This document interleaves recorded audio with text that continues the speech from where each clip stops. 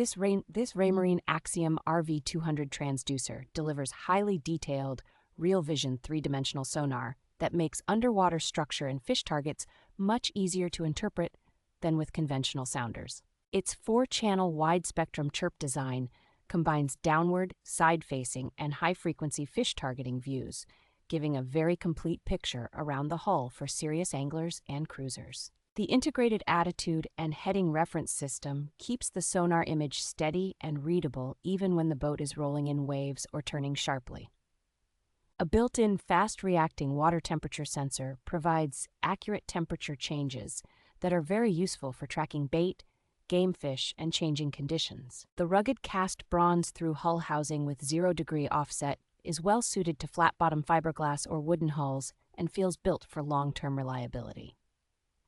A low-profile, nearly flush-mount design creates minimal drag, avoids cavitation issues, and simplifies installation on both moored and trailered boats.